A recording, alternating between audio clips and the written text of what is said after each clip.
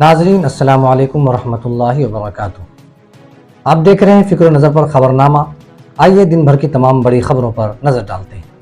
भारत और श्रीलंका के दरमियान खेले गए सीरीज के आखिरी एक रोजा मैच में भारत ने श्रीलंका को एक रोजा मैचेस की तारीख के सबसे बड़े फर्क 317 रन से शिकस्त फाश देकर सीरीज में 3-0 से नाकाबिल तस्खीर जीत दर्ज की।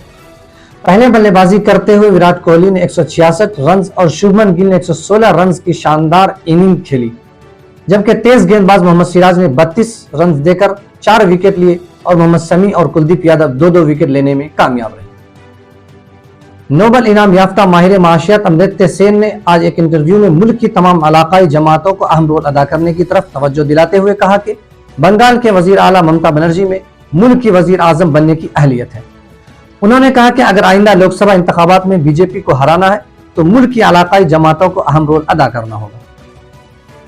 केरला में मंगल को तकरीबन 1 lakh communist party of India Marxist CPIM कारकुनान के राजभवन के सामने जबरदस्त एहतजाजी मुजाहरे में हिस्सा लेने का इम्कान है।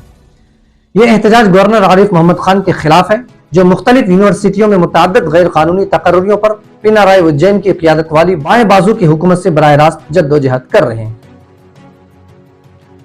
दिल्ली कॉइन सोसाइटी के जानिब से मुनाकिद मुद्रा उत्सव की तकरीब से खिताब करते हुए मुख्तार अब्बास नकवी ने कहा कि GST मुल्क भर में टैक्स सुधार की सिमत में कामयाब और बामाने साबित हुआ। उन्होंने दावा किया कि आज भारत डिजिटल पेमेंट की सिमत में दुनिया में सबसे आगे है। उत्तर प्रदेश की साबिक वजीर आला मायावती का आज यौम पैदाइश है। इस मौके पर उन्होंने कहा कि BSP 2024 के आम इंतखाबात में तन्हा मुकाबला करेगी। उन्होंने कहा कि मुसलमानों पर बीजेपी की जानिब से जो जुल्म और सितम के पहाड़ तोड़े जा रहे हैं वो किसी से मख्फी और पोशीदा नहीं। पाकिस्तान में एक बार फिर हुकूमत के इक़्तिदार से बेदखल होने के आसार नजर आ रहे हैं। मुल्क के साबिक वजीर आजम इमरान खान ने दावा किया है कि सदर डॉक्टर आरिफ अलवी जल्द वजीर आजम शहबाज शरीफ से एतमाद का वोट लेने के लिए कहेंगे। इमरान खान ने लाहौर में मीडिया ब्रीफिंग में कहा कि शहबाज शरीफ ने पंजाब में उनका इम्तिहान लिया और अब उनका नंबर है कि वो साबित करें कि उनके पास कौमी असेंबली में अक्सरियत है या नहीं। नेपाल के दारुल-हुकूमत काठमांडू से पोखरा जा रहा मुसाफिर तैयारा गिरकर तबाह हो गया है। तैयारे में 68 मुसाफिर और आमले के 4 अरकान सवार थे। हादसे में अब तक 68 हलाकतों की तस्दीक हो चुकी है।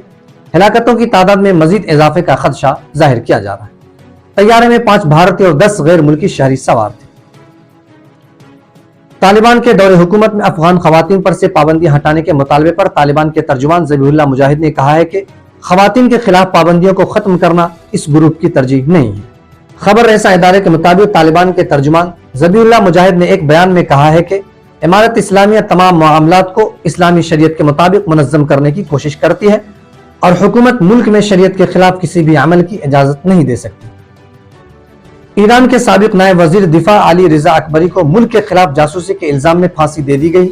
ईरानी आदलिया की सरकारी खबर रसा एजेंसी मीज़ान न्यूज ने हफ्ता के रोज ये इत्तला दी। श्रीलंका के खिलाफ तीसरी और आखिरी एक रोजा मैच में 63 रन स्कोर करते ही विराट कोहली एक रोजा मैचेस में सबसे ज्यादा रन बनाने वाले खिलाड़ियों की फहरिस्त में टॉप 5 में पहुंच गए हैं। विराट ने श्रीलंका के साबिक क्रिकेटर महिला जयवर्धने को पीछे छोड़कर यह जगह बना ली है। नाजरीन, खबरनामे में इतना ही। जल्द मुलाकात होगी। शुक्रिया।